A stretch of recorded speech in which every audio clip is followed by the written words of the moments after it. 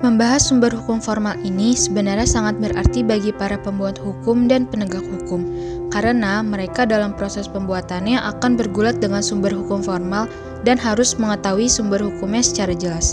Sementara itu, bagi para penegak hukum seperti hakim, jaksa, kepolisian, dan advokat, mereka akan berbicara mengenai aturan mana yang akan dipakai untuk menyelesaikan sebuah kasus yang konkret.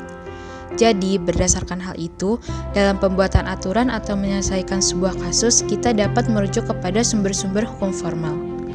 Selanjutnya, saya akan menjelaskan mengenai sumber-sumber hukum formal. Yang pertama yaitu undang-undang. Undang-undang merupakan suatu peraturan hukum yang mempunyai kekuatan hukum yang mengikat, diadakan dan dipelihara oleh penguasa negara. Yang memiliki kuasa untuk membentuk peraturan perundang-undangan ini ialah bisa legislatif yaitu DPR, baik DPR RI maupun DPRD provinsi, kabupaten, atau kota, dan dapat juga eksekutif seperti presiden, gubernur, wali kota, atau bupati. Yang kedua yaitu kebiasaan atau hukum adat. Kebiasaan merupakan perbuatan atau tindakan yang dilakukan secara berulang-ulang karena diyakini sebagai sesuatu yang demikianlah harus dilakukan, atau sebuah keharusan. Sementara itu, hukum adat ialah kebiasaan yang mempunyai akibat hukum yang diikuti oleh masyarakat karena menganggap bahwa itulah hukumnya. Untuk hukum adat ini, di negara kita memiliki aturan-aturan yang berbeda di setiap daerahnya.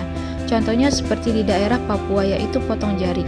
Jadi, setiap ada seorang anggota keluarga yang meninggal dunia, seorang anggota suku tersebut harus memotong satu ruas jari tangannya sebagai pengingat bahwa anggota keluarganya sudah tak lengkap lagi. Yang kedua yaitu terdapat di daerah Bali mengenai warisan. Bali menganut paham patrilineal atau prioritas pada kaum laki-laki memiliki hukum ahli waris keluarga yang jatuh ke tangan laki-laki 100%. Selanjutnya terdapat di daerah Maluku. Contoh hukum adat yang berlaku di Maluku ialah beberapa waktu menjelang melahirkan, mereka akan diasingkan dari keluarganya.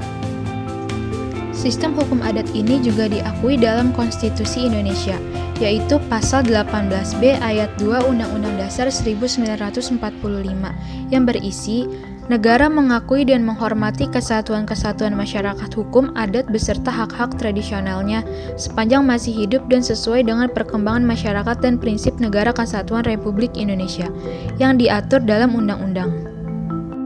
Yang ketiga yaitu jurisprudensi.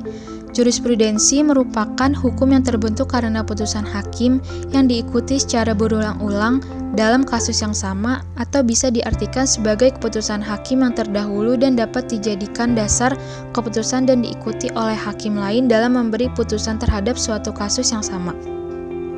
Jurisprudensi dapat juga dijadikan sebagai acuan, tetapi tidak seperti dalam tradisi hukum Anglo-Saxon yang menjadikan jurisprudensi sebagai hukum utama. Jika terdapat kasus yang sama, maka jurisprudensi terdahulu akan kembali dilihat dan dijadikan acuan dalam memutuskan suatu perkara hukum.